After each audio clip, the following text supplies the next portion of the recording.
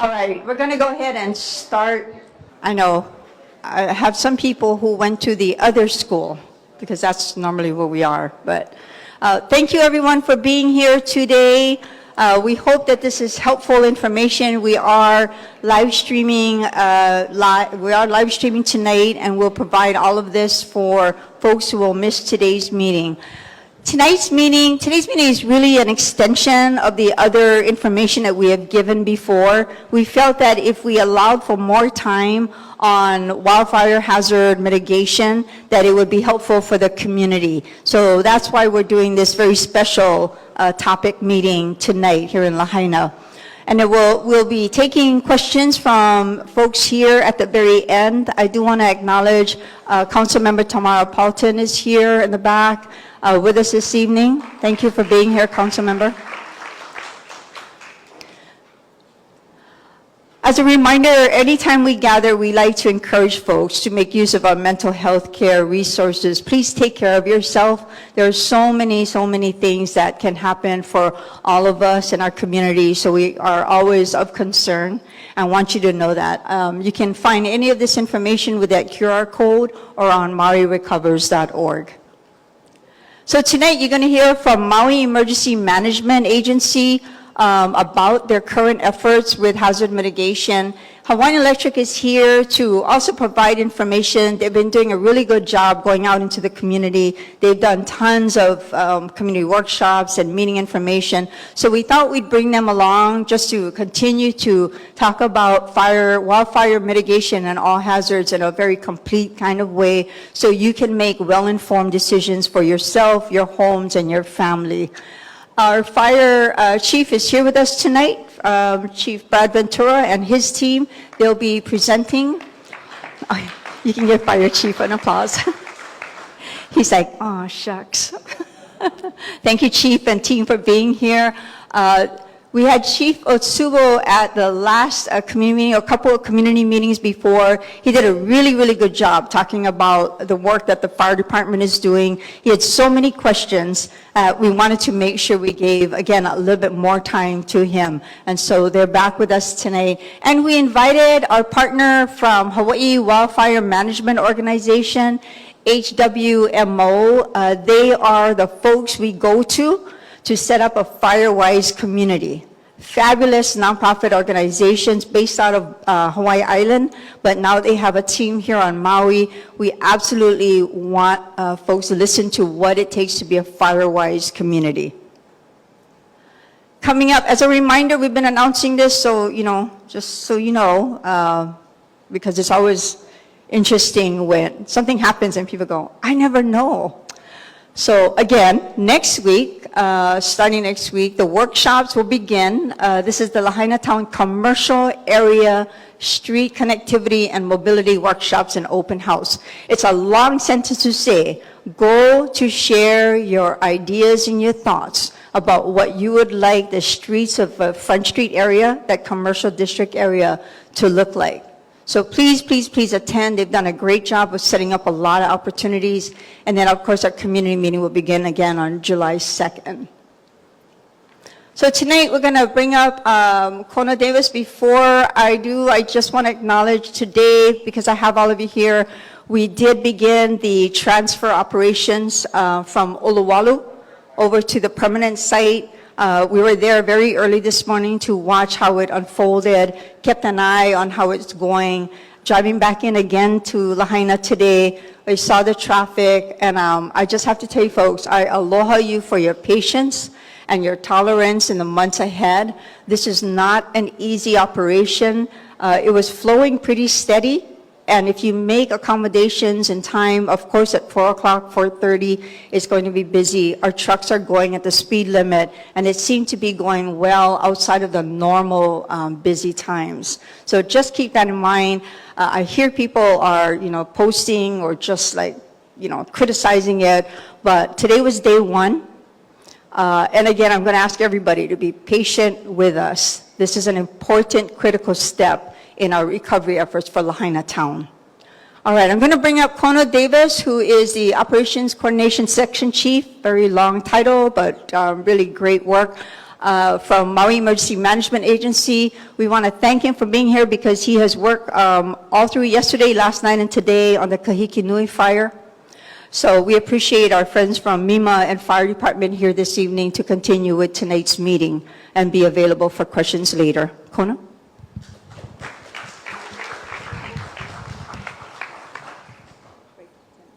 Okay, thank you.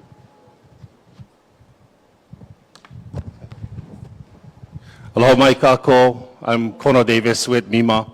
It's really good to see a lot of familiar faces in the crowd. It's kind of small crowd today, quaint. Maybe we come all closer together and we sit down or something, you know, make it a whole pono kind. But anyways, yeah, I've been up for, I don't know, 36 some odd hours right now, so forgive me, I gotta read off my notes. Normally I try to, you know, study my spiel and be able to deliver it, but I'm sorry, my brain capacity is diminished today. So if I stumble or forget some words, I apologize in advance. So today we're going to talk about the hazard mitigation plan. The HMP is a 5-year plan. It is redone every 5 years. The current plan expires in November of 2025. So currently our plan has gone through several stages, a public comment period. Right now it's in the submission to HAIMA or the state, as well as Region 9 FEMA, and it's sitting at that level right now. They both have to approve before it comes back to Maui, and then we can have another draft resolution for the County of Maui adoption. So Maui County will have to adopt the plan. And then there is also a portion where we have to draft a maintenance plan and be on top of the plan as it, you know, it perpetuates. Currently, this plan is part of a bigger, well, it is the bigger plan with many parts of a smaller plan. We also have what is called the Wildfire Risk Reduction Plan, and you may hear similar terminology across different organizations because some of the plans do intersect and cross over. We are currently trying to marry them so that there is no duplication of effort. And there's many plans that fall under this hazard mitigation plan. But the main concept is that it identifies risk in our community. It singles out ways that we can mitigate those plans and overcome those plans, especially after a disaster or a declaration. The Wildfire Risk Reduction Plan also has sub-plans within it for MEMA. We have a Hazardous Fuels Reduction Program, which removes hazardous fuels around the island. And you'll hear similar from the fire department, who also has a wildfire reduction type of plan, which is more like this one, the vegetation management program. And then we also have stuff like, you know, thank you, Hiko, for coming, the PSPS plan, which is a really good plan, folks. Like, it's a really good plan. The hardening of their system, the way that it shuts off to reduce the wildfire risk, you know, it's a really good plan. I know everybody was like, oh, you know, there's so many unknowns and whatnot. And to tell you the truth, I was a little bit apprehensive in the beginning, but as we've been going through, you know, our red flag warnings and whatnot, it's proven, it's showing that it's a really good plan. It's actually causing a lot of safety factors that we didn't have before. So give Hiko a hand. I'll get my payment later. JK.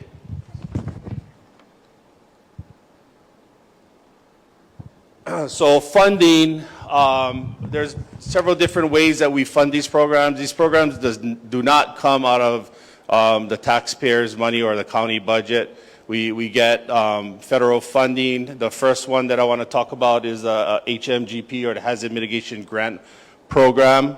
The Hazard Mitigation Grant Program is a FEMA-funded program. It is a program that you can apply for. It's a long-term program, and it's normally after a disaster declaration.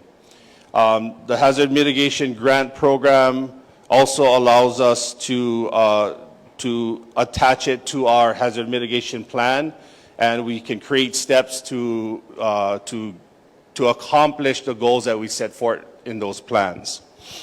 Currently, we have 7 projects in our hazard mitigation plan, and that is throughout the whole county. I'm not going to go through all of them, but one of the main ones is for Lahaina is, and I'm going to read this one because I get tongue-tied every time. It's called the Lahaina Drought and Wildfire Mitigation Project. And if some of you have heard about it, it's trying to put our precious resource of water back into the Aina here in Lahaina. You know, Lahaina back in the day was a wetland, and you wouldn't be able to tell now. But the grant is trying to restore some of that very important natural resources that we had before. Also, grants that help us out a lot but may not necessarily live with us, like the CDBG-DR grant, so the Community Development Block Grant Disaster Recovery Program, which currently sits in the Office of Recovery right now. And all the efforts that the Office of Recovery is conducting, they can tap into the grant, which is very, very helpful, especially after our very unfortunate disaster that we had here in the West Side. There's a lot of good stuff going on in regards to the departments, fire, Office of Recovery, even in the Maui Emergency Management Agency. We're putting together education and platforms, which I'm going to come and talk about next, regarding how we can keep you all safe.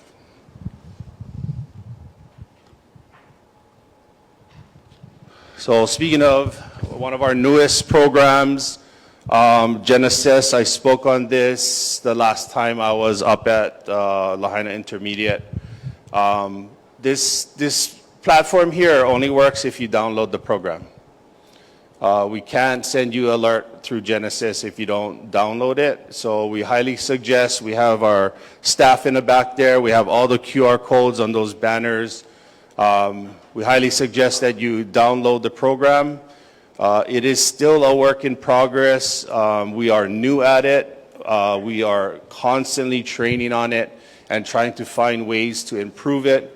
And as well as finding the pukas, right? Like, we don't know how it's going to work in our demographic until we work it. And so we've been going full force in regard to when we use it all the time. Whenever we can, we'll use it. It doesn't only do evacuations. It has a platform where it sends you alerts in a message, just like our MEMA alerts, but then we could also follow up with when you go back. So not only when you have to evacuate, but when you can go back, which we didn't really have a great platform to do that. It was an overarching alert system. This system will choose zones, and we can identify different levels of advisories or orders or warnings as it pertains to the proximity of the hazard, whether it's a fire or whatever, tsunami. So who doesn't have this on their phone? Don't be shy. Kim, oh, I called out Kim. Kim, you and I are going to have a conversation after, okay? Anyways, go, if you don't, Kim, there's a QR code over there. Eden is waving.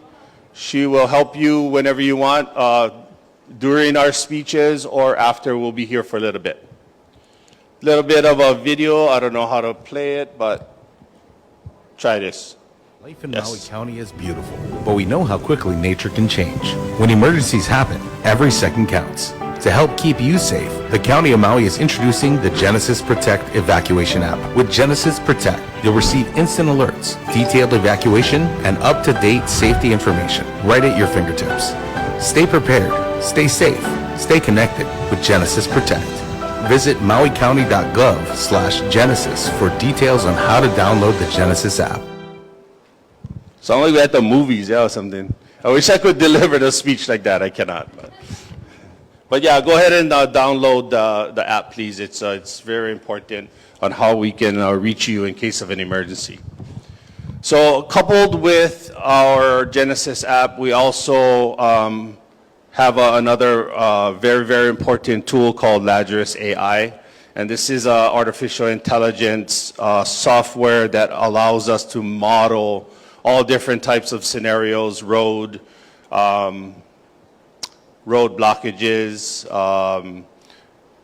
demographics of people in an area, so we know how many people are actually in that area.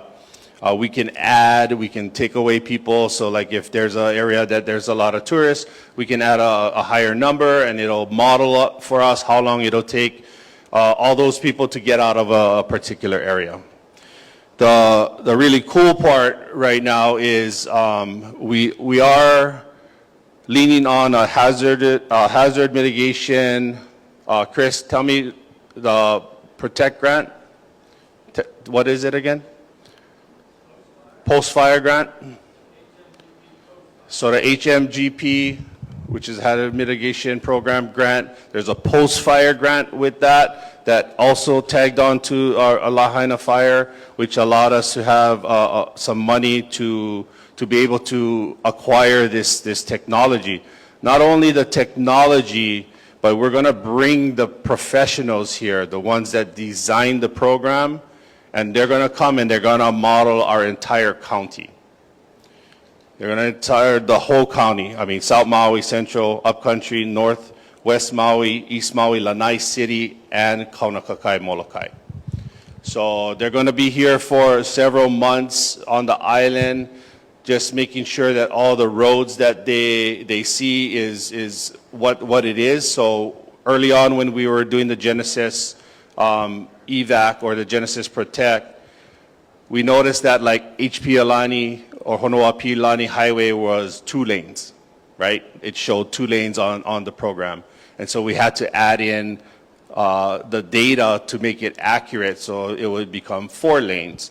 So these wonderful people from Shane's, is that correct, Chris? The group, Shane's? Yeah. Anyway, the group is going to come with a team of professionals and software providers to come and model our entire county.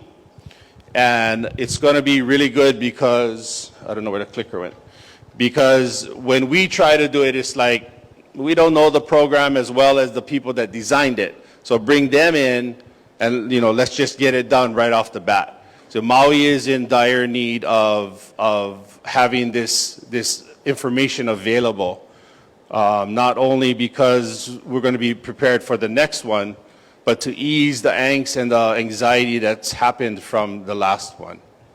So this is going to be a really good thing for Maui. So the Lazarus AI is part of our all hazards risk management and assessment for the Maui County. And it is also coupled with all the other hazard mitigation programs that all MEMA, Fire Department, Office of Recovery has. And that's all I have for today. And I think we're going to do questions at the end, Mahina? At the end? Yeah.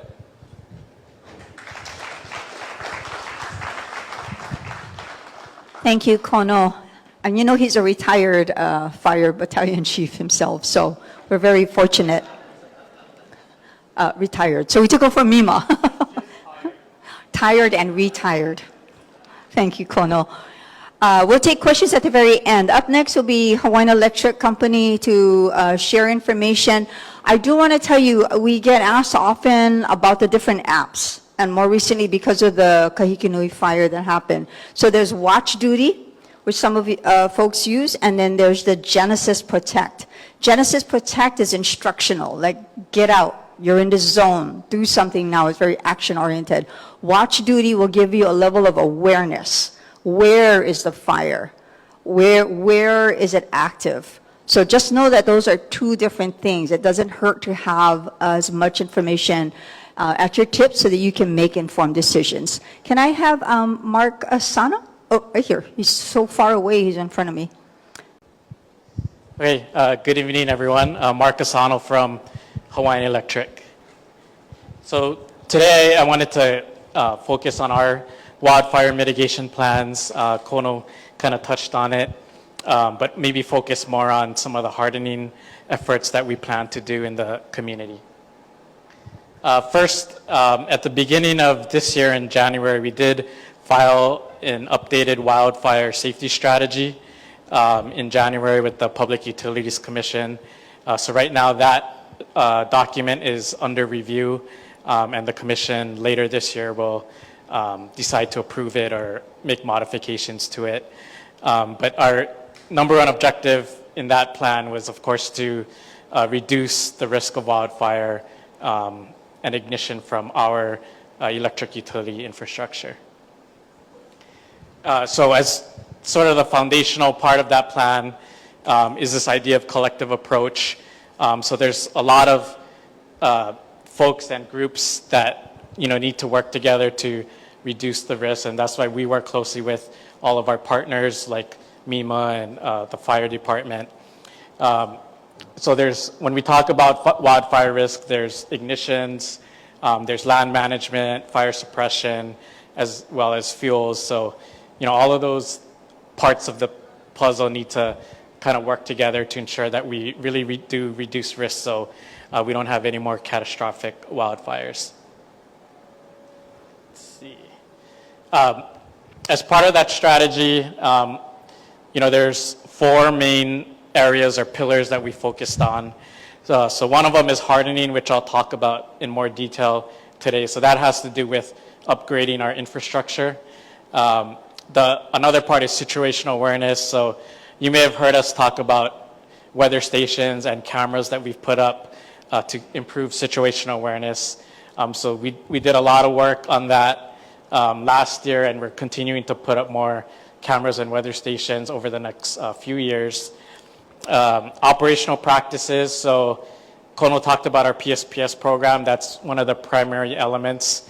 It's really last line of defense. So if the conditions get very hazardous, then we would preemptively shut off the power in order to ensure that ignitions can't occur from our electrical infrastructure. And then finally is the stakeholder and community partnerships. So we've been doing a lot of community events and outreach to customers and critical infrastructure owners to make sure everybody's prepared for wildfires and some of the things like PSPS programs, as well as talking about the new plans we have to upgrade the infrastructure. So as I said, I wanted to talk more in detail tonight about grid hardening and what that means, especially in the Lahaina area. So there's 4 main elements to that. One is targeted undergrounding. So we are, evaluating areas statewide in our territory, but including on Maui, where it makes sense to underground for a number of reasons. Ideally we could underground everywhere, but we are trying to balance some of the cost implications of doing undergrounding. Another tool we have is to do what we call covered conductor.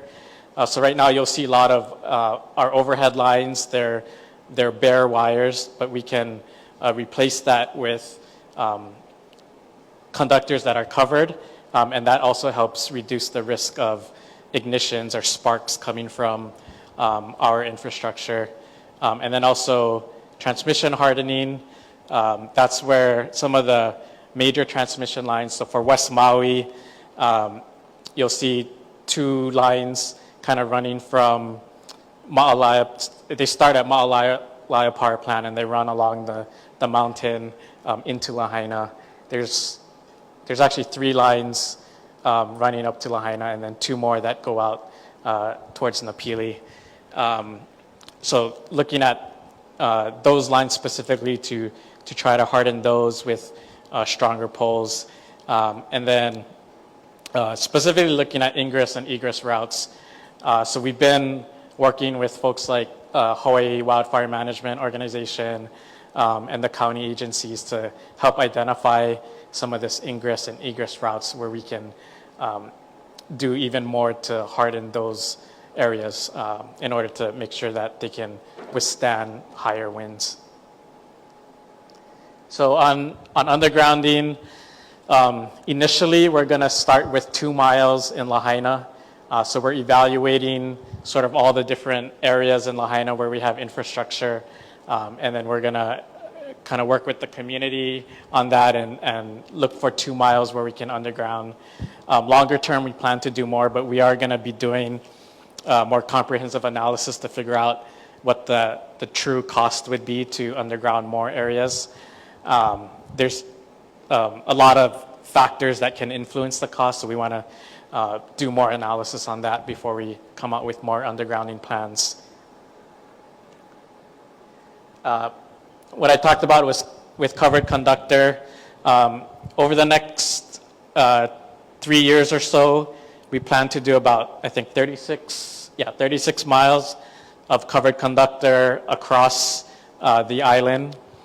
So that includes areas in upcountry as well as in Lahaina.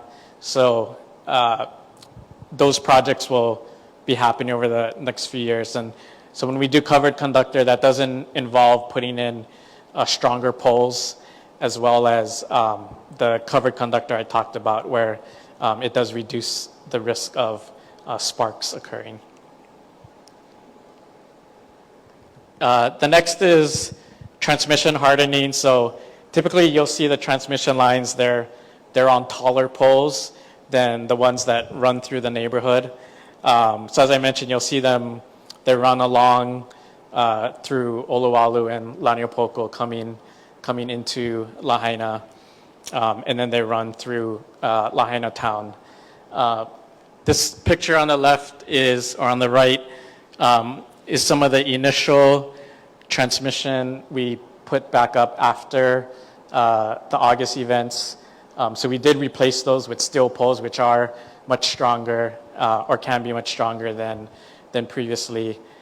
So the idea here is that upgrading the poles for any of the work we do is meant to withstand higher winds. So like a 1 in 300 year type of wind. That's roughly about like a Category 1, Category 2 type of hurricane. So we do think they will be stronger and better able to withstand high wind events. And then ingress, egress, mitigation. We are looking at different pole material types as well, such as steel or composite type of poles. They have kind of different characteristics too. So those are the kind of the things we're looking at. We are, identifying some of the major roadways and arteries in Lahaina to be able to do this work on and to be able to make sure that we can harden all of the infrastructure.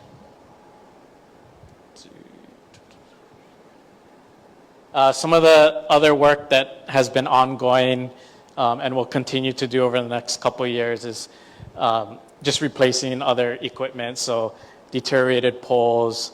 We have other things called like fuses and lightning arresters. So we're replacing that equipment with ones that are less likely to produce sparks.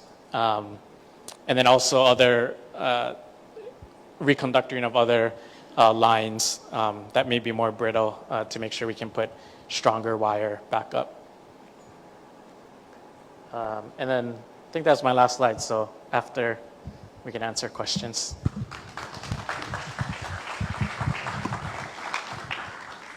Thank you very much, Mark. All right, we are going to bring up Assistant Chief Otsubo, who has one of his members from his fire prevention team here as well, firefighter Tanaka. But I'm going to hand this over. He did such a good job at one of our community meetings. We made him come back. And then this time he brought reinforcement and his boss, the fire chief. So I think it's all good though. Chief? to the right. Very popular. Thank you for coming out tonight, today, this evening. So,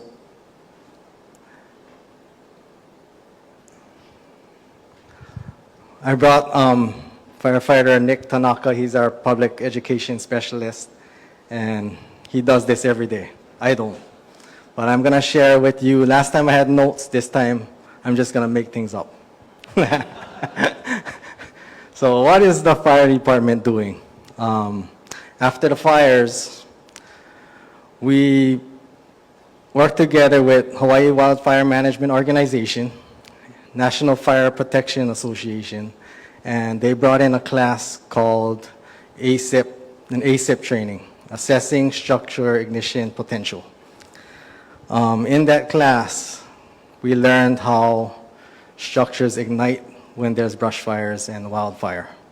And the two main causes for structure ignition is brush, direct flame contact, brush growing too close to your home, and fires igniting that brush, which ignites your home. And the second one is ember ignitions. So embers can fly, over miles and fly on your home, around your home, igniting smaller materials that can ignite your home. So as we knew that, we came up with a 3-step mitigation plan. So the first thing we did was update the fire code. We needed to make the fire code clear to the public as well as our inspectors so that we're all on the same page. Yeah. And we're going to cover that on the next slide. The second part is the fuel break program. That is having that separation from structures with fuel breaks in place. And then the third is an educational brochure that gives you education of what you can do around your home for that ember ignitions. Okay, so the first part, fire code update. In December 2024, we got our amendments approved, and some of the significant changes are in section 1.16, notice of violation and penalties. We increased the fines. So HRS increased their fines to up to $2,500 per day. In our county codes, we have $1,000 per day for the first offense. If you have the same or similar offense the second time, then it's $2,500 per day. Yeah. A little bit about how our warning notice and our violation notices work. When we have a complaint or a concern, our inspector will go out and verify if your concern is in violation.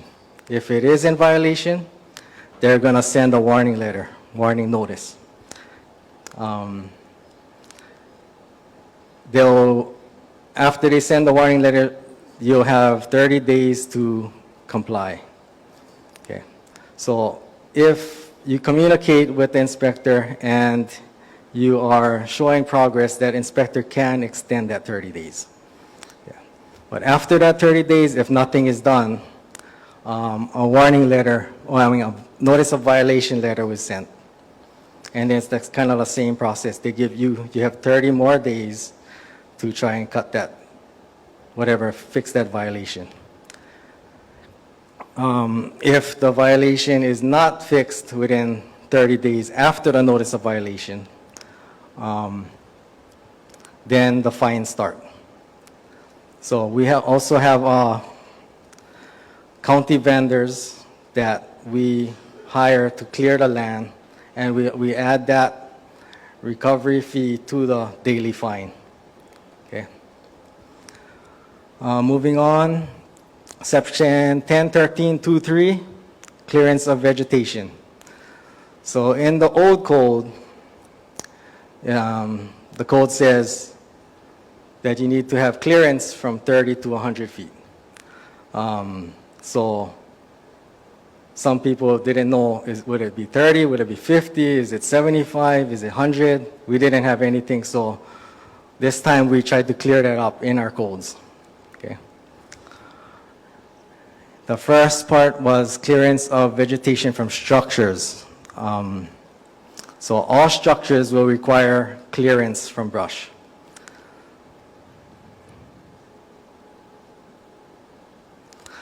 And so that first part is anything 18 inches and up to 3 feet in height will require 30 feet of clearance. Over 3 feet and up to 6 feet will require 50 feet of clearance. And over 6 feet and up to 9 feet will require 75 feet of clearance. And then anything over 9 feet will require 100 feet of clearance. And you guys all had that brochure.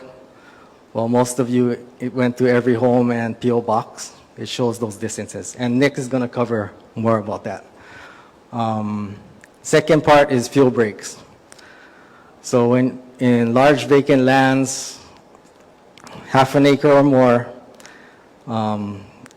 if the land is coming up to your developed area, we're going to require fuel breaks.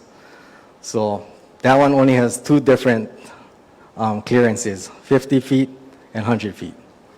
So if your home is, if there's brush within 50 feet of your structure, they will require 50 feet clearance from the property line. And then if your brush is over 6 feet, then will require 100 feet of clearance from the property line. Okay. And then, so Nick will present our fuel break program and our educational brochure.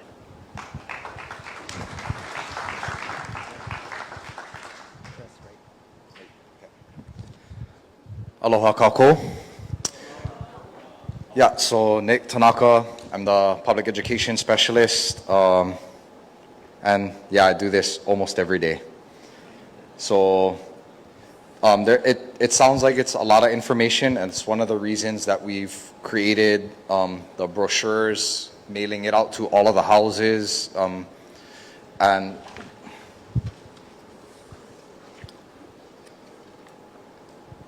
also the fuel break program. So last year we had 3 different meetings with a lot of the large landowners throughout the county, met with different agencies to go over this upcoming policy change to kind of give a little bit of a heads up, because some of these organizations and entities have very large areas of land that needed to be cleared, and for the most part, a lot of them were very proactive, asking us questions, clarification, so that they could essentially kind of get a head start.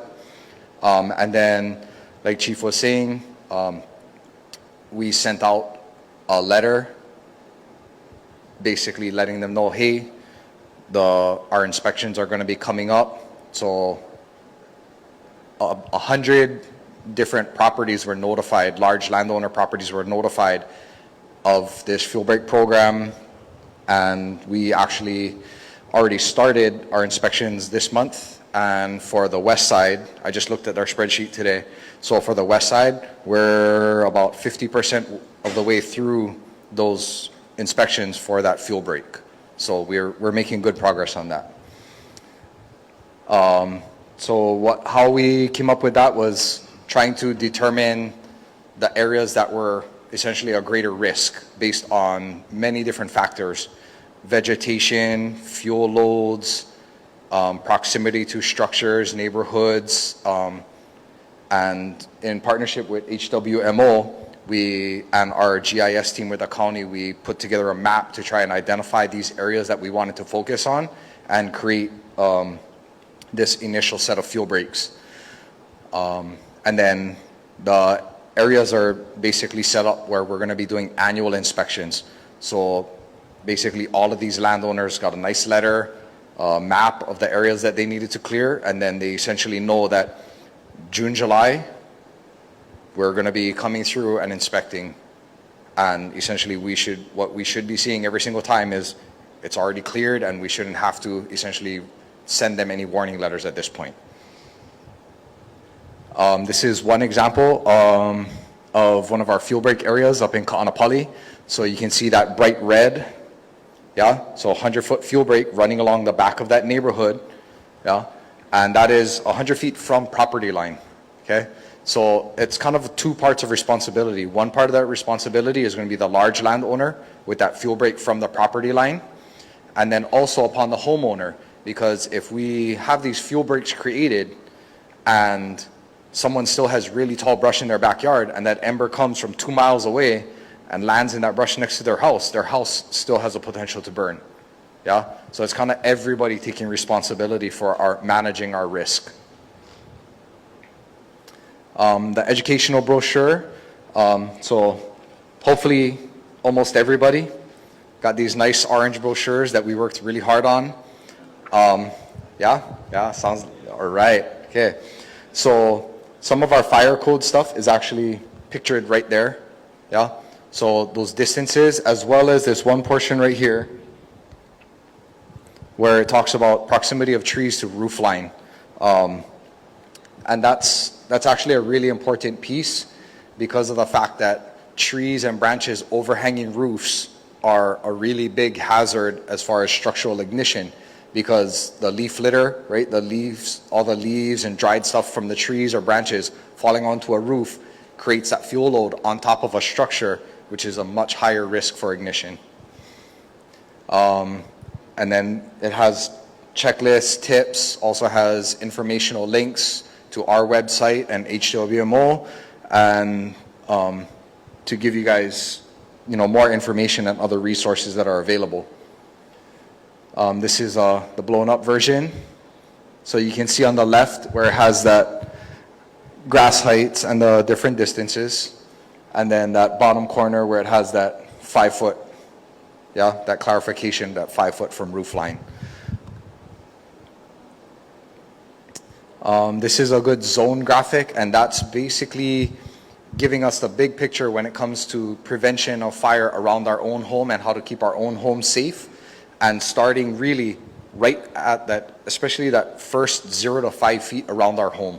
Yeah, when we looked at pictures of the houses, some of the houses that survived the fire, right, had that one down by the ocean and some of the ones in the neighborhood. You take a look at some of those pictures and look at the property around that house, around some of those homes, and you notice they're going to be like almost completely clear. Yeah, and that's a key factor to that whole thing. One of my close friends, their family home was in a small subdivision above Front Street. Most of her neighborhood was gone. Her home survived, but she was very particular about her the way her home was kept. And she had a patio around her home, but wasn't like a lot of our homes, including mine, where get toys and slippers or surfboards piled against the side of the house. Her house is very clean. Everything's put away, enclosed. And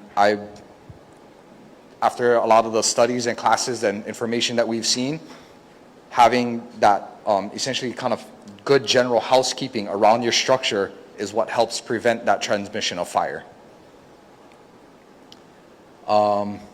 And then this is our contact information.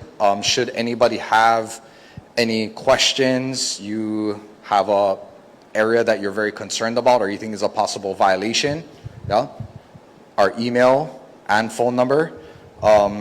Please keep in mind, we are a fairly small office. There are only so many inspectors, and we do try and get to everybody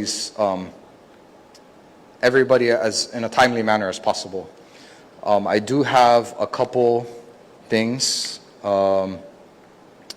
So besides that fuel break program, we also have a WUI program, which is Wildland Urban Interface, which is essentially, so the fuel break program addresses the large landowners, right? The big open lots with lots of vegetation.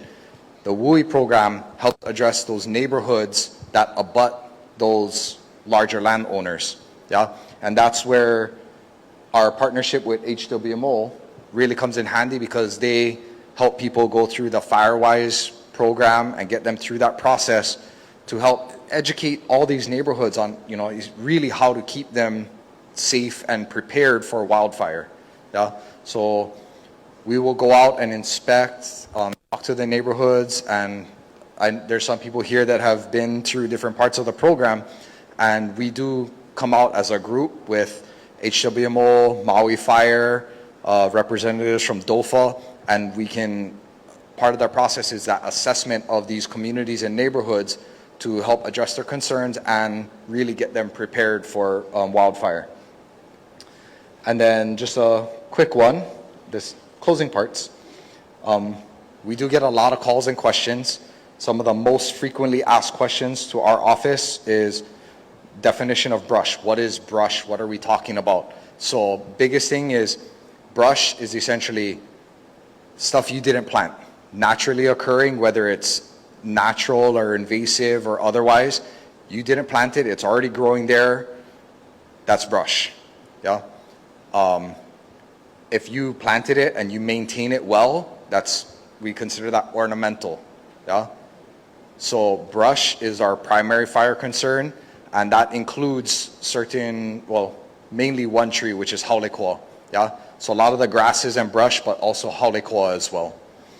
Another one is, so ornamental plants near and around your home. As you learn about home hardening from groups like like HWMO, the biggest thing is how close is it to your house and how well is it maintained. If you water it all the time, you rake up all the leaves, everything is nice and clean, less of a fire hazard. If you plant one mock orange and the thing is 8 feet tall and has not been trimmed or cleaned in the past 15 years, that's probably a fire hazard. Yeah? Okay? So little differences. And then, concerns with neighbors. Maui's a small community. We want people to get along. You have an issue with your neighbor, we're going to encourage you to talk to them in a friendly manner. You work together. Hey, this is a potential fire risk. This is safer for everybody. But in the case that doesn't work, please contact our office. Let us know. We can send an inspector out and try and address these concerns. Any other questions? You guys can scribble down and then ask us after. Okay? Mahalo. Thank you. That was excellent.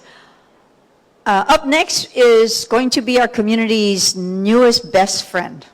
So if you haven't listened to her talk a little bit about what HWMO, I'm going to give you that, okay, does and how she can help Lahaina moving forward and the rest of our island, I'm going to leave it to Cassandra to share what their great organization does. So Cassandra? Mahalo. Aloha, everybody. My name is Cassandra Smith. I serve as HWMO's Maui Firewise Community Coordinator. We are also known as Hawaii Wildfire, so you'll hear both interchanged. We are a nonprofit that was founded in 2000 in Waimea on Hawaii Island. And since that time, over the past 25 years, we've become the hub of wildfire education, preparedness, planning, and science communications. We work really closely with our partners, as you've heard repeated many times tonight. We're all about collaboration, and that's really a big part of what we do. At Hawaii Wildfire, we have this saying, all hands, all lands. And that's because it truly takes all of us to reduce the risk to our communities, our aina, our kai. We all have a part to play. We don't all have the same part, the same role, but we all have a kuleana in this. And so as HWMO, we try to provide resources for all types of stakeholders, large land managers, large organizations, community level preparedness, and then individual home and family level preparedness as well. Again, recognizing we have to take a systems approach because no one action, no one thing is going to solve our wildfire issues here in the islands or anywhere. I'm just going to briefly talk about this. There are three parts that there are three elements that have to be present for a fire to start and sustain itself. If you remove any of these elements, it cannot happen. It cannot continue. So this is what makes wildfire different than hurricanes, tsunamis, other natural disasters. We actually have some say in one of these elements, the fuel part. We have control over that. So this is why I'm briefly talking about it. And ember ignitions are the one thing I'm going to focus on right now, even though these other two ways of how fire spread are still very important. But ember ignitions are the main cause of why homes burn down during wildfires. They are, MFD already touched on the home ignition zones, but briefly, I'm going to focus on the 0 to 5 foot because that is where you get the most bang for your buck. That is where you're going to have the most impact. Just like we were talking about previously, these other areas, intermediate zone and extended zone, are still very critical. But if you're going to start anywhere and if you're going to prioritize any tasks, you're going to work from the 0 to 5 foot range out from your property. Start there. And this is a guide for homeowners so that they can actually start taking feasible action. And it breaks it down into, digestible steps. I'm going to show a video here in a second. It was done by the Insurance Institute of Business and Home Safety. This was done in 2011. It's an ember storm simulation. They have a way to simulate ember storms, and I think I can play it. Let's try. There's no sound. It'll be loud for 1 sec, but then. So as you see on the left here, we have these bushes catching fire in the wood mulch, the flames grow, it's engulfed the whole house. This is after 10 minutes of embers being sprayed at this, blown at this. It's obviously a mock simulation. That's the reason I'm showing it as well, because I don't want to show any real footage. But the point is that the house on the right, there's no vegetation, there's no mulch, there's nothing there there's no fuel. So the takeaway from this is no fuel, there's no ignition that can happen, and then there's no fire that can sustain itself. They have a really great checklist as well if you're looking to start implementing actions. You don't have to do it all at once, right? You just start doing a couple things over the weekend. This is a great example of a local house. I wanted to show what's possible here in our islands. This is a colleague's house in Waikoloa on Hawaii Island. You can see the gravel buffer around the 0 to 5 foot range. You see there's no vegetation, there's no overhanging trees or palms, and there's no cardboard, there's no rubbish, there's nothing stacked around the outside. And so again, I just wanted to show what's possible because we do have folks in our communities doing this and making their homes ignition resistant. And if you want to start doing these actions for you and your ohana, we have our Ready, Set, Go guide. We have a bunch in the back. It's also available online. And we just held a webinar in May of this year, and I highly recommend checking it out. 45 minutes long, but we go into depth about the different actions you can take in each HIZ zone. We also offer free home educational walkarounds. We call this our home assessment program. This is where, you guys might have saw, we are implementing the FireAside software to make this easier on ourselves and our volunteer home assessors. This is done by volunteers. We train them up, and then they go to a home 30 to 60 minutes, look at the home's vulnerabilities. This is not an inspection. This is an educational walkaround, okay? And we are revamping, we're building capacity in the Maui program because this is all done by volunteers. We have a couple, but we're trying to make it more robust. So if you go to the website to sign up and you don't see your community listed as having a current assessor, that's totally okay. Just sign up because we're going to be meeting that need very soon, and we're going to be training up more assessors. So this is where FireWise comes into play. We talked about how to prepare your individual home for wildfire, but what happens when your home ignition zones overlap with your neighbors, which of course is the case in Hawaii because we're so close to each other within 100 feet. And this is why FireWise was created. It was created 20 years ago by the National Fire Protection Association because they realized that wildfire events were going to continue to happen with extreme climate, with land use changes, but it didn't have to end in catastrophic loss for our communities. And HWMO administers the FireWise program in the islands in partnership with Maui Fire Department and Department of Forestry and Wildlife. And this is completely community driven. It has to come from the ground up, has to be wanted. We would never come into a community uninvited. There are requirements and ground rules. There's an annual application, there's annual investment requirements, there's a certain amount of, you have to do at least one educational outreach event. But the point is that it's a structure, it's guidance, and you have our staff in addition to the program itself to assist you through this. We have quarterly meetings, Google Drive resources, a Google Drive network, an email network. And so our sites can constantly find out, what's working, what's not working, challenges, opportunities, even like what kind of contractors to use, yeah? Because that can even be tricky trying to figure that out. So just sharing of information is the biggest piece there. To start a FireWise site, the biggest component is you got to have that team and that leadership. This is one of the hardest parts to get it off the ground. It's hard to have that community leader, right, that can speak to all and get everybody's buy-in. But that's why it's good to have you need a little group to support you. After that, as Nicholas was saying, we will do a site visit for a community hazard assessment with MFD, State Forestry, our staff. We will develop a report.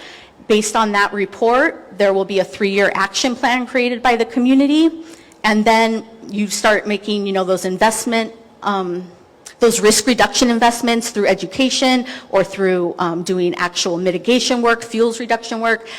Once you've done all those things, you then create your portal account and can submit the application. That's the other best, that's why it's good to be plugged into HWMO, because we're going to be reminding you, how to go about this. You're not just out there on your own doing it.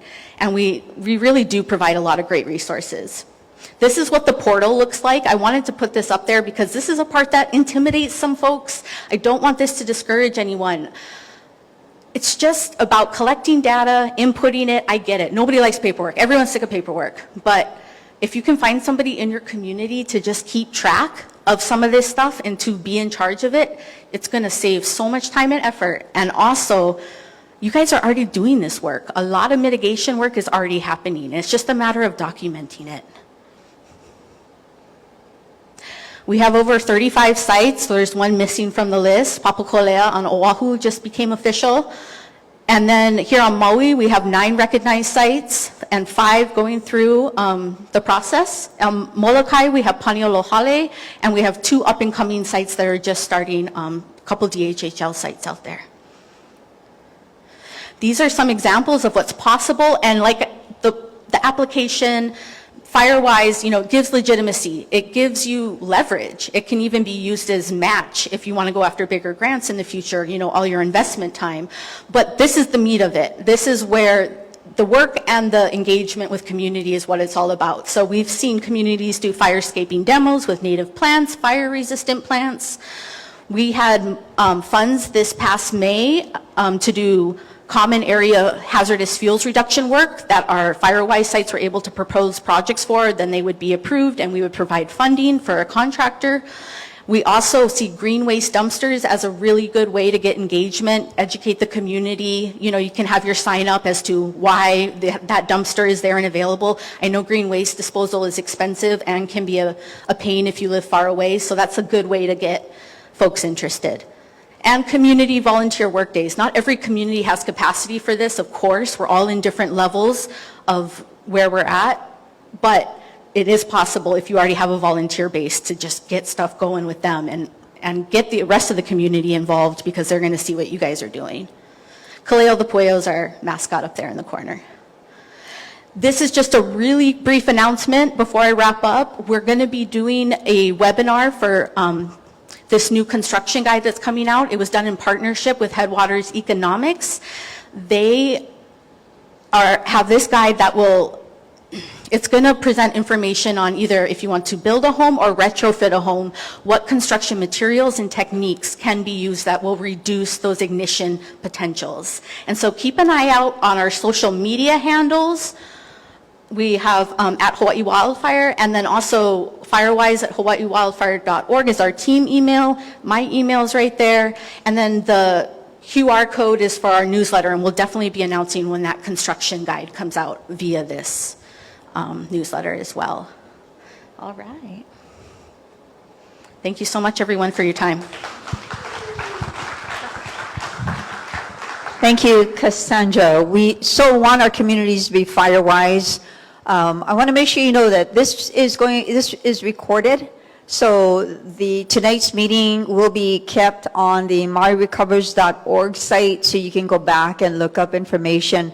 Morris is going to pass out a flyer with I think there's like 4 dates for the meetings next week, because I know that's a lot of dates, so we don't want you folks to forget. And then we're going to take questions from those here, and while we get ready for that, and you can raise your hand, we'll call on you. I have some questions that came online, so I'm going to read. This one goes to the fire department. Where's the other microphone? Okay, we're going to have you grab one of those mics over there. The question is, can you explain the difference between brush fire, wildfires, and the fire? And then the second question for fire department is fuel break a new description of fire break? So first, the difference between brush fire, wildfire, fire, and then is fuel break a description of a fire break? They're both like, you go. No, you go. Okay. Come on up the side.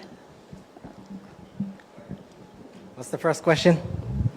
Okay, first question is, wildfire. yeah, brush fire, wildfire, or a fire? Is there a difference, and what is it that makes that description? Because it's interchangeable when people start talking about it. Okay. Well, I don't have the definitions off the top of my head, so I'm not gonna, say the definition. But the difference between brush fire, wildfire is pretty much the same meaning. It's fire that started and it's transferring through vegetation. Yeah. And the difference was the last one, fire. Is there a difference between just a fire? Another So category? fires can happen anywhere. Yeah. The difference between fire and a brush fire, fire can be, a stove fire, a trash fire. But when you talk about brush fire, wildfire, that is fire like in the fields involving vegetation. Hope that answers that question. And the other question is, when fire department says fuel break, does that mean the same as fire break? So small difference between what we would consider a fuel break versus a fire break. So a fuel break is a break in the actual fuel itself. Yeah. So you might go from a large open field with really tall brush to like one of those fuel break areas coming up to a neighborhood where you're going to have, maybe 6-inch grass. The grass technically will still burn, but it's a fuel break. You have a large break in that continuity of fuel. Yeah. So what's going to happen when that burns is you're going to get big fire, and then when it comes to that fuel break, there is less fuel, right? There's less things to burn, and that will dramatically reduce the amount of heat and essentially the kind of momentum of that fire coming into the fuel break. A fire break is essentially where something will not burn. So like think of our highways, right? Kuehelani, Honoapi'ilani, even dry riverbeds, if there's no vegetation, right? That is a fire break. Fire there's nothing to burn in that particular space. So that would be the kind of the real difference between a fire break versus a fuel break. Thank you. And this next question is either for MEMA, Emergency Management, or a fire department. Can you explain the guidelines for fire breaks? Like who determines a fire break, who puts it in? How do you know the location of a fire break, and when would a fire break be put in? So similar to that presentation, our fuel management program, we have already pre-designated specific areas for fuel breaks. There are areas, like I said, like our highways that are natural fire breaks. As far as putting them in, outside of our fuel management program, there are certain areas of concern where community members have called our office and raised their concerns with us about fuels in their area, and we'll send out an inspector and say, hey, you know, we need to see some fuels reduction in this area. We need to create a break here. And that's primarily the way we have those notifications or put in place. Mainly because we're, like I said, we're kind of a small staff. I'm one of 6 inspectors, and that's covering the entire county. We don't have the manpower to, you know, for me to drive around the island all day looking at every single property. We're kind of reliant on the community to help inform us of, you know, certain areas of concern. We've, you know, tried to use our mapping and technology to help aid us in this, but depending on the fuel load and distances to structures, we may implement more. In an active fire versus a planned fire prevention situation, are fire breaks done in planning, and how are fire breaks in an active fire put in? Sounds like operations. Who makes that determination in an active fire versus planning for a neighborhood? Yeah, not sure if it's fire or MEMA. We can make up an answer. So any type of fuel breaks, fire breaks from the fire department, our operations can strategically, you know, work with county departments to put in certain things in place. But as far as fire prevention, if a concern is reported, they need to follow the fire code. And the fire code specifically has clearances from structure. Hope that answers that. Okay, thank you. Thank you, Chief. We're going to take questions from here. So raise your hand if you're here. Morris will help. There's one there. I see Rick over there. And then we'll go to Kim in the back and in front. Okay. Oh, we're going to grab one of those mics. And then there's a third mic down there. Okay, so we're going to go to Rick first, and then Kim, and then to the back and the front. I actually have several questions, but let me just go back into, while it's still fresh in my mind about this, not enough employees. You only have 6 inspectors. You know, we just did the budget right now. I don't know if the chief is here. I don't think that's a good answer. You know, fire, we need to get more people here. I mean, I look in my neighborhood here, and I see, you know, we're discussing about fuel break, fire break here, right here on Lahaina Luna Road here right now, okay? It's all dried up. And, you know, and I'm looking at that, you know, you got timelines over here, all right? Another typhoon could be coming up right now, and everything is brown, and those fires are just going to come up right now. And it really, to me, it's nerve-wracking. I'm nervous. And when I hear something like we do not have enough people to man this thing, it's just like, I mean, I'm looking at the budget. I wasn't so sure exactly. One of my questions was that last budget, we had like $19 million that was in MEMA, and this year went down to like, you know, $6 million. And now we're talking about short of staff. That's why we can't take all this. When it comes to safety, that should be a priority. Manpower should not be going into the, in the background. I'm very disturbed to hear something like that. I mean, that's kind of like, you know, and maybe that's not a question, maybe that's a comment. My question actually is with Hawaiian Electric. You're talking about this 2 miles thing. Is this something that 2 miles straight up, or 2 miles all continuous, or 2 miles, you know, as we, that we're going to identify? Because here's my thing about this also. You know, we're hearing about a lot of this, and, you know, there's no timeline. It's been 22 months since we're talking about underground, and it's being talked about right now. If you drive up to Lahaina Luna Road right now, okay, on the left-hand side are all these all these utility poles. If it falls on the left side, Kanapali side, it will land right on the homes. And if the utility pole lands on the Lahaina Luna Road, we only have one exit. People will not get out of there. Now, we built an exit on Hakau Road to the bypass, but that's luck. So I'm trying to understand all of this that's going on, but when I hear something like, You know, we're taking a look at, this is the targeted area, replacing equipment. How often do you check the spools? I mean, it's been 22 months. I guess I was hoping that there is some report, some update of what's been going on here. You know, we could have a typhoon in a few months here, and then everything is going to come down again. So again, what is being done to all of this? Because I am very concerned. I lost a home. I am rebuilding a home right here, right now, and I'm hearing this, and I am going like, what happened to the safety?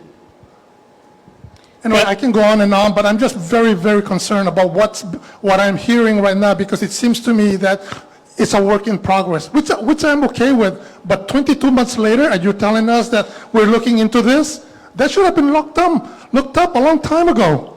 Okay, Rick, we're going to attempt to answer two things. I'm going to let Hawaiian Electric, maybe Mark, you can go a little bit more in the middle, help with your Hawaiian Electric question, and then Fire Chief Ventura will comment on your staffing concern. Thank you. Mark? So for your last concern, so over the past 22 months, essentially, we've been doing a lot of work. So for example, each year we are inspecting all of our lines in Lahaina, and we are identifying any things that need to be replaced or upgraded. We've replaced a lot of poles throughout the community to ensure that they're up to our standards. And then, moving forward, as I mentioned, we are going to be looking at doing a lot of covered conductor in the area, so that will make things safer because you're not having bare wire exposed anymore. For your undergrounding question, it's likely to be initially continuous run in a specific location. But we are, as I mentioned, we're continuing to evaluate other areas that make sense to undergrounding. And I will say that it'll be a lot quicker for us to be able to do the covered conductor. That's a much quicker project to execute than in undergrounding. So the covered conductor will reduce risk much quicker than undergrounding. But that's not to say we would then do undergrounding as a long-term solution. That's still on the table. Thank you. Okay, thank you, Mark. Chief, Chief, the concern about staffing and ensuring that the public safety is covered, is there more that the county, the department is doing to upstaff, and how is recruiting doing and training? Sure. So just so I can be clear, is the question more about staffing and prevention or staffing in the department? Well, I keep hearing that there's only 6 of us. And So we have prevention. enough person, yeah. Okay, so prevention. So in the Fire Prevention Bureau, since the fire, we've added a second captain to the Bureau, 2 lieutenants prior to that, 4 inspectors on top of the 6, gives us 10. We have 4 applied for in a grant, and so once all of that potentially takes place, you kind of want to see what the fruit of your efforts are. And so our goal is to fill those positions come October. That's our date for promotions. And then we'll be able to assign people tasks in the busier districts, Lahaina, South Maui. And then we'll be able to see what our expansion efforts turn into. And that's most important to us, rather than overspending and asking for 30 positions that, 1, we don't have space for, and 2, we don't know that we need. So when it comes to staffing, we want to do it in a smart way, and we want to increase our staffing responsibly. So on the operations side, outside of prevention, we increased our staffing by 29 positions. And we did that by staffing water tenders that weren't staffed in the past. We staffed additional personnel at stations that were our busiest stations, and we've now expanded it to other stations that have the space. For the department right now, space is the issue. And so we're just working on several projects here, including Olowalu Fire Station and Haiku Fire Station, as well as a future fire station and administrative building in the central Maui area. What that will allow us to do is expand our prevention, expand our training, expand our health and safety, and provide better service. But really, we've done everything we can creatively to find parking, office space, beds for our firefighters in every one of our 16 facilities on Maui, and we're pretty rack tight right now. So we will grow, and we will continue to grow, but we want to see what the fruit of our efforts are from the expansion that we started in prevention already. Thank you, Chief Ventura. I was going to go to Kim, but the gentleman here is holding a mic. So, sir, your question, and then we'll go to Kim, and then to the back, Morris, and then to the front. Go ahead, sir. Okay, I'm Dennis here, and one of the things that FEMA has been doing this year is they have been going from a switch from an all-hazard approach to emergency management to resilience, and part of that is the county being prepared for two types of activities. One's a stress and one's a stressor. And obviously the stress is the short term, and the Lahaina fire literally was a stress, and now the community is going to the stressor. But one of the important parts of resilience is having a game plan that is funded where we want to be in the next 5 years. If we have a similar occurrence, or if we look at just the fact of the propane incident that we had on Maui, where we tied up 4 out of what total of 8 ambulances that we have on the island, what would have happened if we would have had another mass casualty incident at the same time? Part of resilience is building an auxiliary corps. There are plenty of retired firefighters, emergency managers, police officers, EMT paramedics that live on the island, and a lot of communities, in fact, the university that I retired from, we're utilizing these retirees and our students who have this background to be called out if we have a major type of stressor in the community. West Maui taxpayers, we tried to do this about 5-6 years ago to try to come up with a list of retired emergency service organization members, and we pretty much got nowhere with that.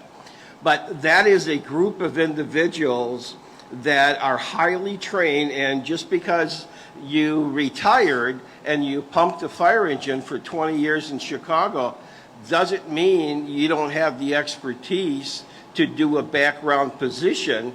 That frees up the current emergency responders to do their job.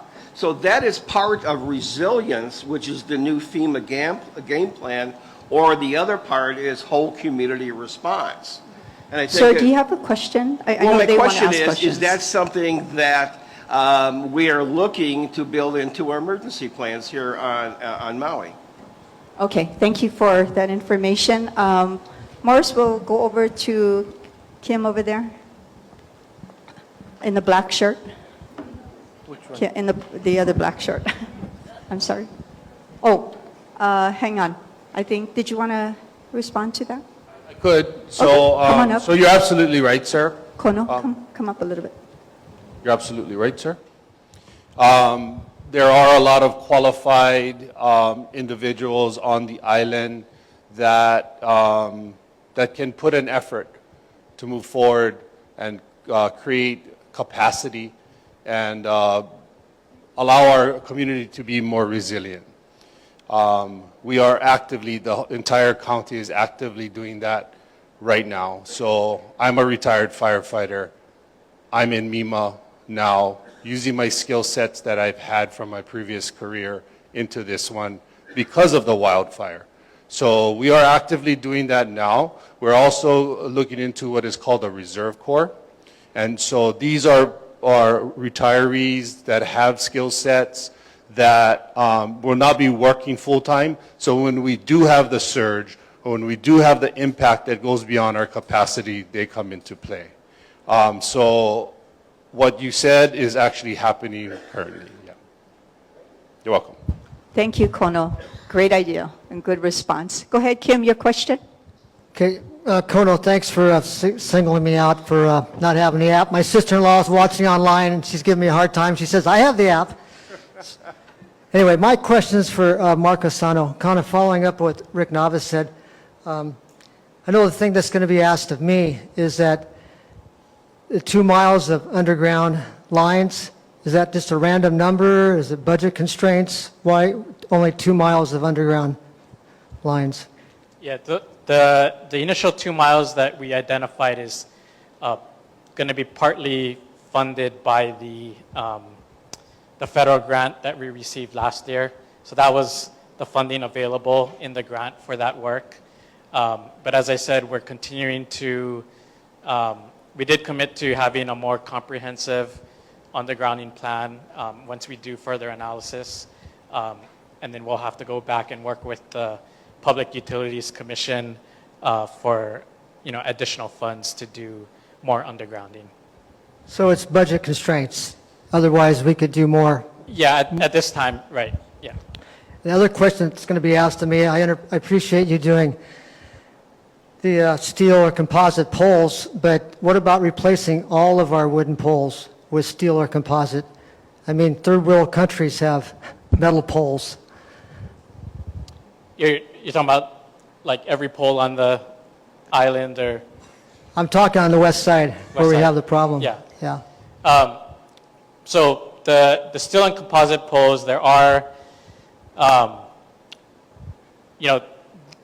like for example, steel poles, they're more like custom manufactured depending on sort of the situation and the loading and everything like that. So wood poles obviously are more available. So for example, the wood poles that you see right now are really just for us to be able to get customers back online as they're rebuilding.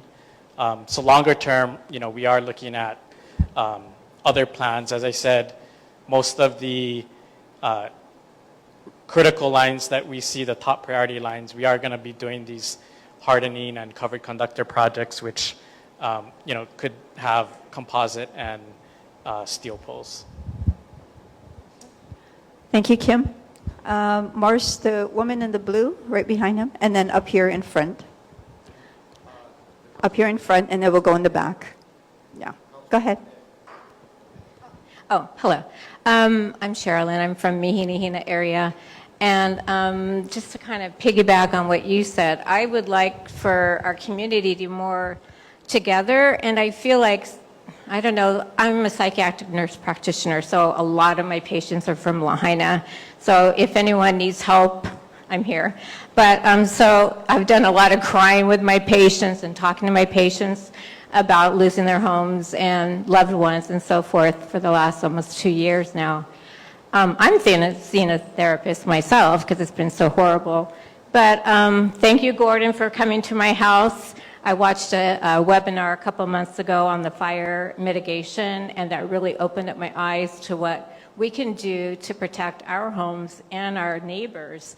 And when Gordon came over, about 6 weeks ago, he told me our house was perfect because we almost remodeled before the fire hit. But our house is good, but we have to get rid of our 15 Italian cypress trees and our palms that are right near our house, because with the wind will push it over to our house and cause a fire. I don't want that to happen, so I'm going to get rid of all that. But what about my neighbors? Now, what am I going to do? Tell them? Because that's going to be very expensive to take all that down. We're talking $20,000 probably to do all that. So how do I convince all my neighbors what we have to do to be safe in a neighborhood? And I don't mind going out and volunteering like Gordon did, which was so helpful. Thank you again. But how can we help as a community to work together for the same goal, and that's to be fire wise? Thank you for that question. I'm going to ask Cassandra to help answer that. And the question, Cassandra, to reconfirm is that how best can residents who want to become firewise work with their neighbors who maybe are not as eager or enthusiastic? Are there any best practices that work? Do any of my Firewise leaders want to share that? All right, we're going to go to Because a real practitioner. I really think that hearing from these guys is where a lot of the information is relevant. All right. Okay, Kai. Aloha. Kai Palaio from Leili'i. We have a different situation going. You talk about everybody in our community. We are about 40% vacant still. I have empty homes that are still need to be mitigated. I don't have work crews. I don't have these people to go out and do things. But what we do have is we have people that come in and help and walk with us and help point out in a supportive way as we go through with the Firewise team. When we first got involved with Firewise, it was because of Red Cross, and we had gotten together with Red Cross and asked them to come help us put in new smoke detectors because all the ones that we had were blown. And when they came in, they brought Firewise with him, a home assessment person came with him. His name is Mike Munden. And he goes, well, this is an urban area. This is not a wildfire area. And once he got into it, he looked around and goes, this is a wildfire area because of the way it's laid out. And you guys are at risk. All of you are at risk. But you're also in each other's pocket. You're going to have people that aren't capable. We're going to have people that don't want to. How do we help them help themselves? Means we have to get out there. We also have to look and reach out and say, this is available. This is available. I have 40 homes that the people aren't here. We still have 40 homes that need to have smoke detectors. We still have 40 homes that need to be assessed. We're working our way through it. But it's a common understanding from everybody that's involved in having that conversation. I'm not here to nitpick. I'm not here to bitch. I'm here to say, I want to save your life. I want to save your life. And Kahiki Nui, Donna Sterling up there, they evacuated 105 homestead homes last night. That ripped my heart open. But they are prepared today because of Firewise. They've been working for years with Firewise. And when I told her that I was doing it with my community, she goes, about time. But they have it tough. So it's working with your neighbors, being human.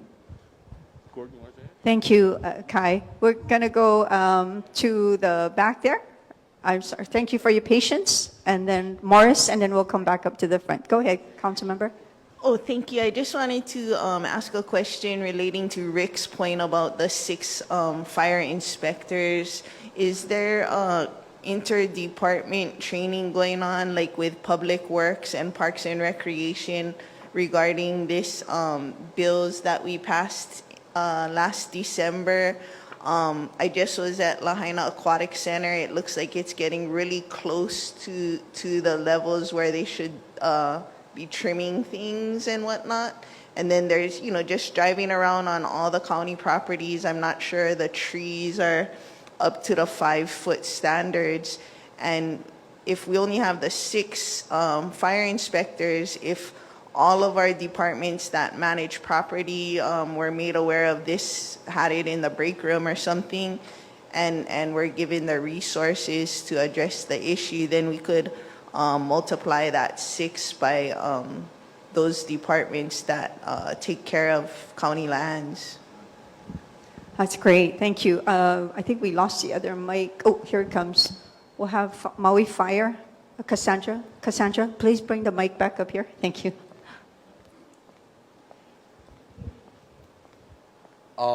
So the Prevention Bureau does communicate with the other county departments like Public Works, and they've essentially been notified of all of the code changes. There are existing properties that we knew were in violation or may soon be in violation, and essentially corresponded with the different district supervisors to, basically add that to their long list of things that need to get done. So I would say they're aware. They may not have the flyers, but all of their supervisors have had meetings with us and essentially had the information disseminated to them.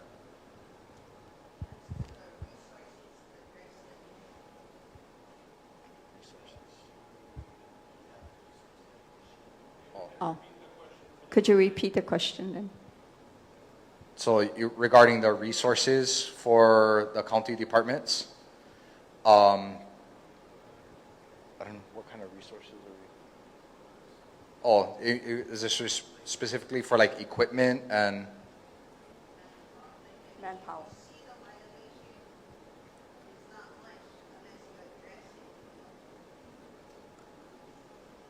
I see. So that part I'm not super sure. I mean, I know that, the Public Works has their equipment and their procedures as far as how that's addressed. As far as each individual person knowing What the exact code is, I don't know how well the supervisors have, communicated with their staff. But sounds like it's worth looking into to see the integration of the plan and the implementation of it with different departments. So thank you. I see Chief nodding in the back. Ma'am, your question? First of all, I'd like to thank everyone who is here, both the community and our esteemed members, because bringing us all together is what's important so that hopefully we'll never have this happen again. So I have a couple of things for Maui Electric. When Mr. Biden was here, he specifically mentioned $57 million that he wanted to go towards underground utilities so that we wouldn't have people blocked and dying because the poles have come down.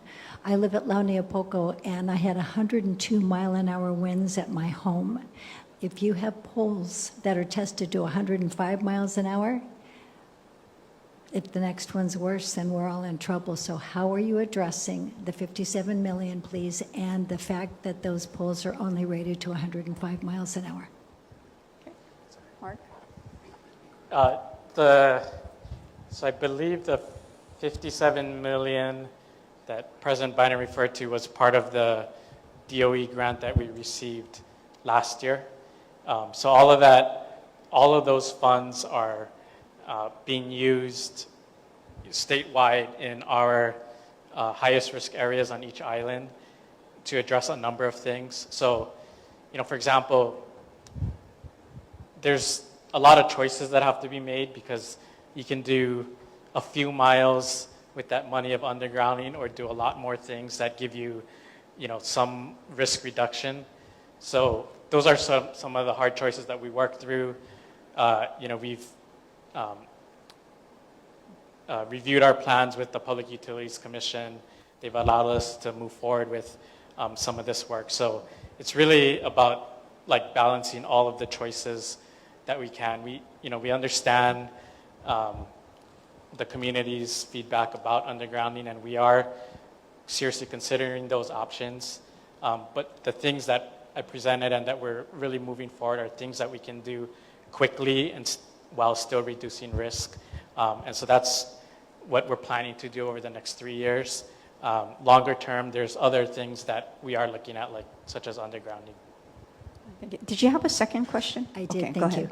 you. As I mentioned, I live Launiapoco, and I see Gordon Firestein here, and he is responsible for us being Firewise. So just for information of people, but I do have a quick question too. We had a Firewise event 2 weeks ago where we cleared land, put it out at the road, and people came by and picked it up. And then the following week, there were dumpsters that were set in cul-de-sacs so that those piles that didn't get picked up were then deposited in there. And that was in our budget. So that's something that if you live in a neighborhood like that, it could be done. But my question is, in a specific area like like Ka'anapali that you showed the hillside, and the red lines, who is responsible for clearing those areas and making that fuel break or fire break? Thank you. Okay. That looks like it's for you. So that large area where you saw that big red fuel break, the landowners are responsible for creating those breaks. What if the landowner is someone large and they just don't do anything about it? So then do the homeowners have to take that responsibility so their homes don't burn down? So that's where our fees and fines come into play. Okay. So in that, let's say, for example, if that whole big red area, the landowner chose not to comply, then it will go through that process. We'd send them a warning, 30 days, nothing happens. We send them a notice of violation, 30 days, nothing happens, and then we start $1,000 a day fines. Mahalo, appreciate it. Again, thank you so much for all the information. Please raise your hand if you have a question. Oh, great. Okay. Oh, all in a row.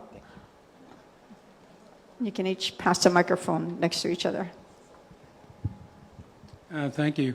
First, I want to congratulate you, Chief, on the establishment of the Fire Prevention Division.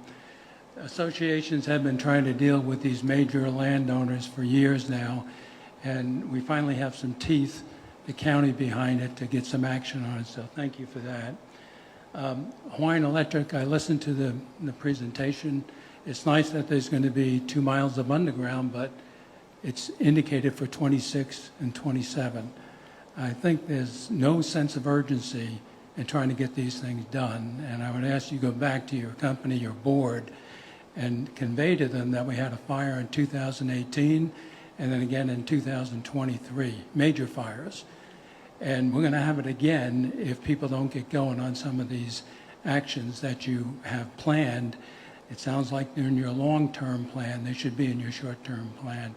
And lastly, if we can get copies of these presentations, that would be very helpful so that we can pass along the knowledge to our owners and our associations. Thank you. Okay, thank you. So the question, and I'll let Hawaiian Electric answer if you want to, the length of time it takes to work on undergrounding. Yeah, so for undergrounding projects, you know, they can take, especially with permitting processes and some of the cultural sensitivities, you know, it can take up to 5 years or even longer to do those projects. Especially if there's hard rock or blue rock, it's much tougher to do the construction in those areas. And maybe one other point I was trying to make for the question up here, you know, for undergrounding, you know, it could be up to like $10 million a mile versus, you know, some of the other work we're doing is a lot cheaper. So if you're talking about 50 million, you know, you could maybe do 5 miles, whereas we're doing a lot more work that we think will make things safer, you know, with that money. So it's, you know, there's a lot of trade-offs that we're weighing. You know, the undergrounding, we are starting a lot of that preliminary engineering work right now as we speak. So we're not waiting till 2026 and 27 to, you know, actually start that work. But it is a long process to be able to do undergrounding. Thank you, Mark. Sir, you have a follow-up question? Go ahead. Just with regard to that, do you have a long-term plan for the number of miles that you want to put underground in? And in the interim, all you have to do is drive around Lahaina, and you'll see telephone poles leaning into trees with ivy and so forth growing all around them. So there's a lot of stuff that you could be doing right now in the interim to help prevent fires. So I just ask that you have your people go out, go to the sites.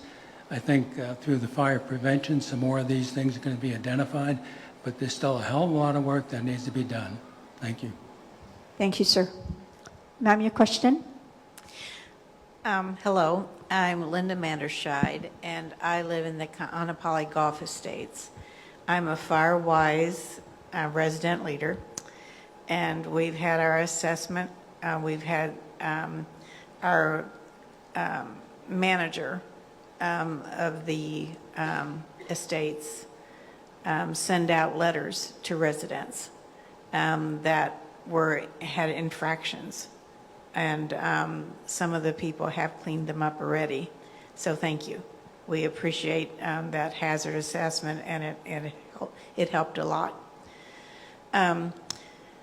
Our next action is to find another evacuation route out of our community that's not going through the gates. Okay, that's planned.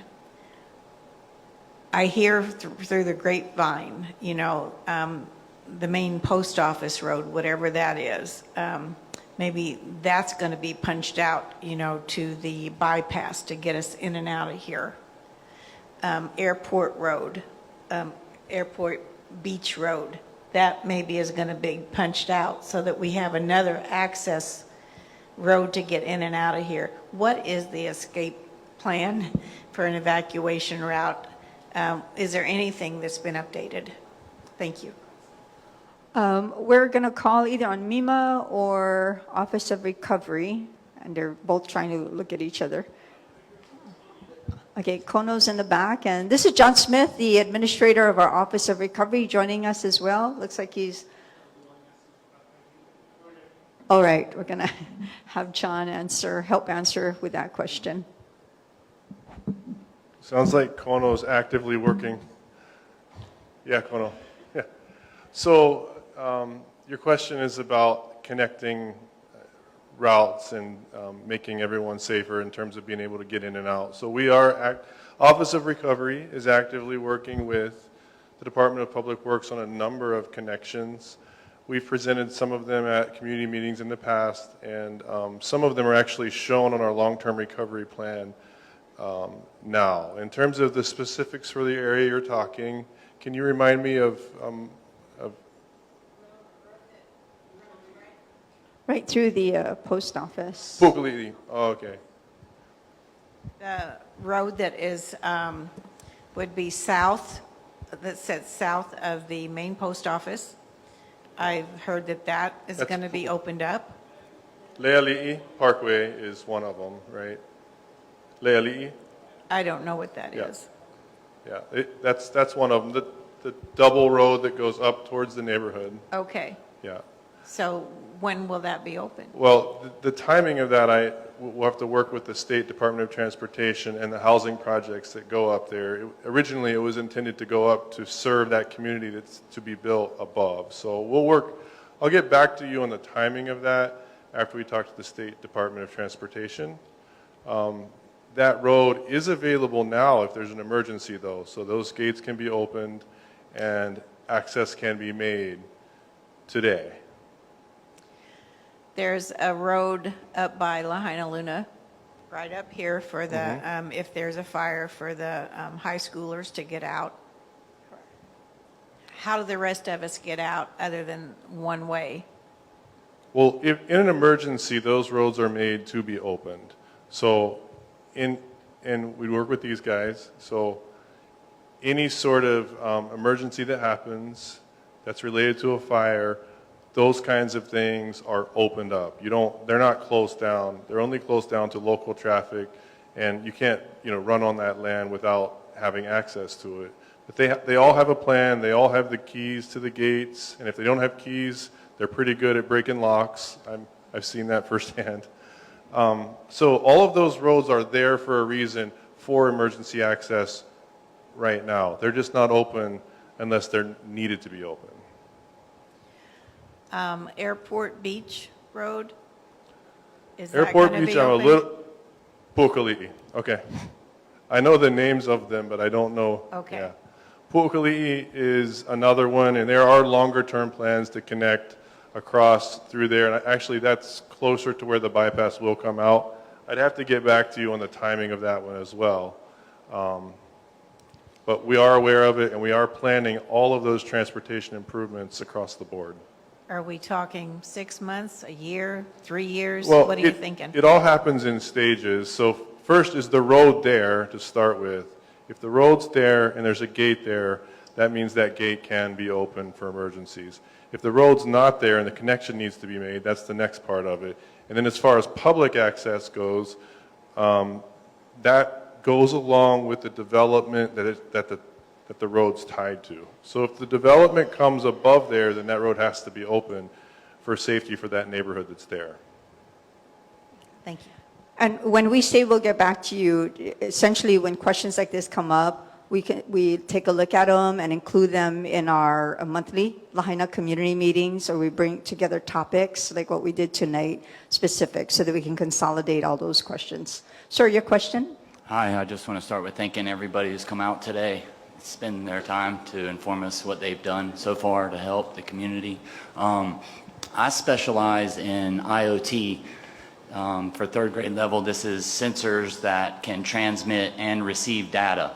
I took my own initiative last week to have a Zoom call with a company called DryAid, who have developed gas sensors to detect wildfires at the smoldering level. So has anybody proposed any sensors, smart sensors, these are AI sensors, to the county or the fire department to assist you guys in helping prevent fires? And if not, where do I do that? And who could I propose that to?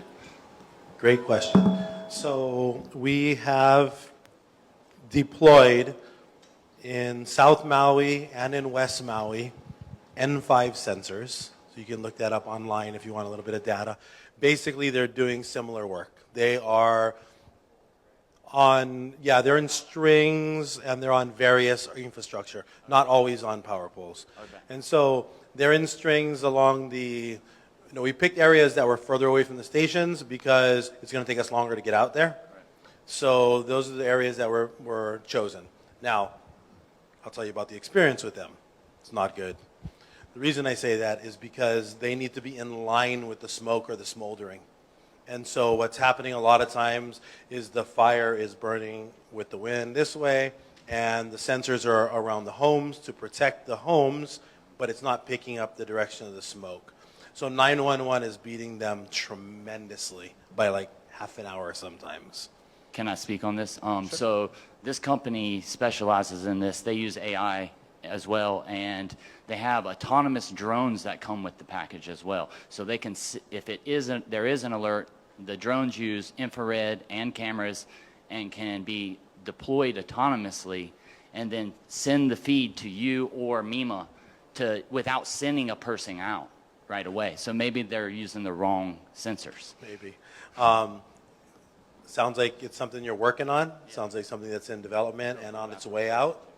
Please send it to our department. It's on our website. We have our email address, and we'd be happy to take a look at it. There's similar AI technology. Hawaiian Electric is deployed. I'm not sure if you're familiar with Alert West, but you can look up that online as well. It has AI technology. Behind the AI technology, it has University of San Diego monitoring these cameras 24/7. So, and if they get an anomaly, then they're able to go look at the camera, verify if there's a fire, and send us notification immediately. Even those are much better than the sensors we've had luck with, so that's a program we rely on weekly. Thank you, Chief. Thank you for that question. We've been at it for a couple hours, so I've got two questions here that came in online. I'm going to let Fire answer this one. It says the landowner behind Kanapali is currently in violation behind some loop street. Maui Fire has told this individual was okay because the crop is slow burning, but this resident does not agree. How can they take action to have the fire break cleaned? Again, so, anybody that does have any concerns about any brush threatening their particular property, please contact us at the Prevention Bureau. That email, fire.prevention@mauicounty.gov. I understand that the question is somewhat disagreeing with the inspector's assessment, and what I would ask is that you're relying on us for your safety. Please trust in our level of experience and expertise that if we say, something is not necessarily a threat or not within the fire code, that there are limitations. An easy example for me with something like this is around a particular neighborhood, somebody came up to me and asked, why can't we just make, a half-mile concrete buffer around the neighborhood? And my response was, you could if you want to pay for that, but is that really going to mitigate the threat against your home? And my answer would be no, because given the examples we have, right, with how far those embers can travel through the air, your greatest protection is in and around your own home. Yeah. So I'm going to ask the community for, to be able to trust and rely on our expertise in evaluating the hazards. Very good. Thank you. And our final question tonight, and then of course we have information available at the back of the room from Maui Emergency Management Agency, our fire department, as well as Hawaiian Electric. The question online came in that says, why does the county still approve wood shake roofs and allow wood bark mulch? So we're going to have John Smith from our Office of Recovery tackle that one. Okay. And fire department, you can jump in if you'd like. Thank you for that question. So I think this goes right along with the theme for tonight as far as the Firewise communities to start with. Everybody has a we're all in this together. Everybody has a responsibility, especially around their own home. When it comes to wood chips around and mulch around a neighborhood, I don't think there's anything that's prohibiting that. but that would not be a good practice.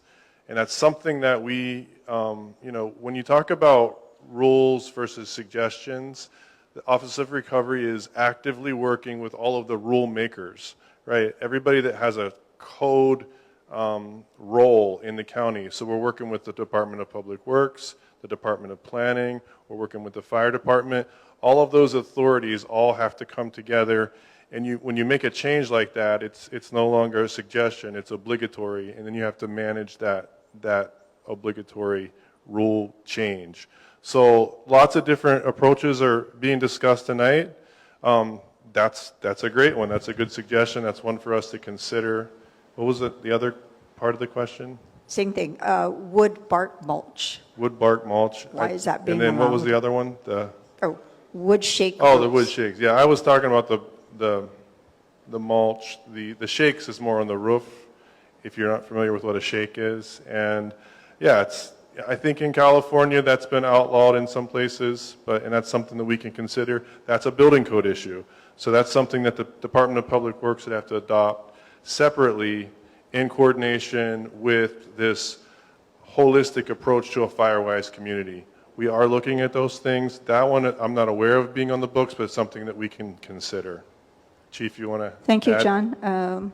Chief, want to? Yeah, I'll just add to that because he's on point. In order for us to change a code, a law, we need to make sure we do some research. We need to look into things. Some things are on the surface very obvious, but at the same time, how is that going to impact construction? How is that going to impact somebody who already has a home with shake roof? Are they grandfathered in? Are they not? So where do we go from there? But if you look at like our flyer, for example, it talks about different areas around your home, that 0 to 5 feet. Right now in the state of Hawaii, in the Maui County Code, it's a recommendation.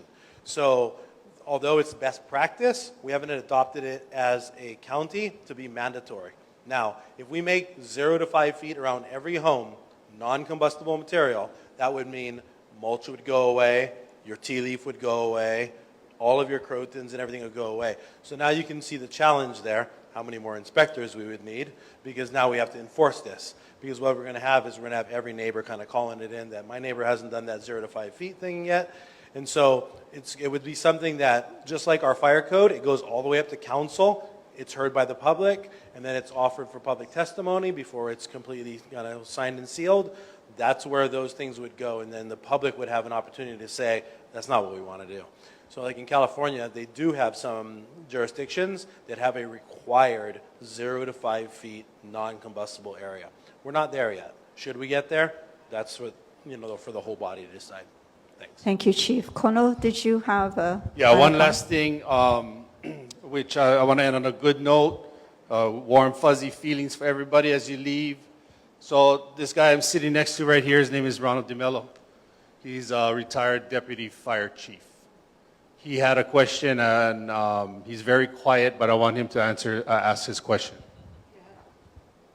My question is for the department, water department, fire department.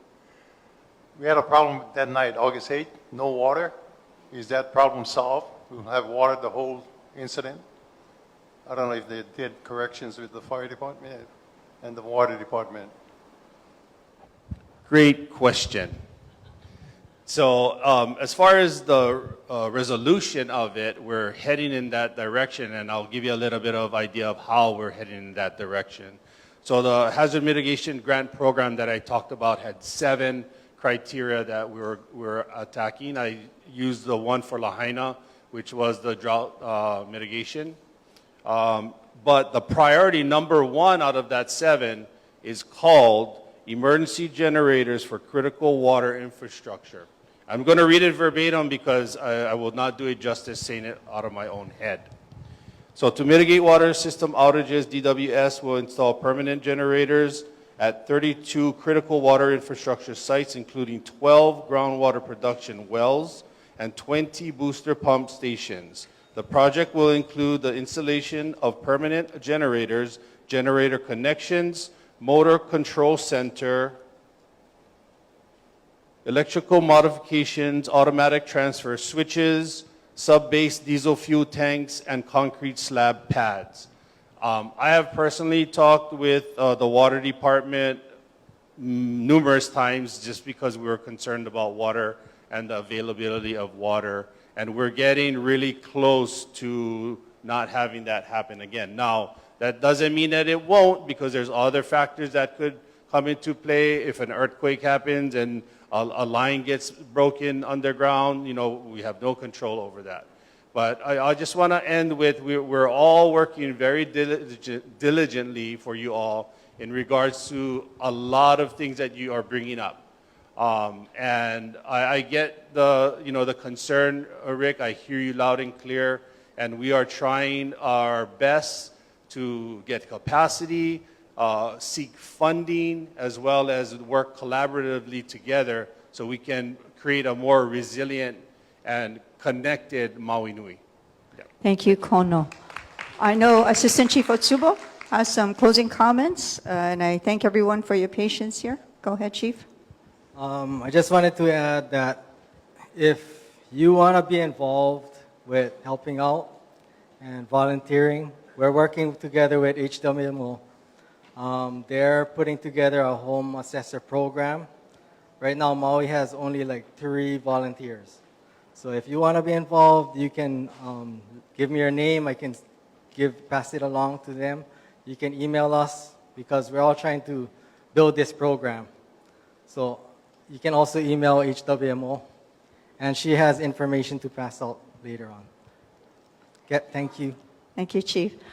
So tonight is recorded. It'll sit on our mauirecovers.org. We appreciate everyone being here and the questions that came out. Please pick up information from the agencies that are here.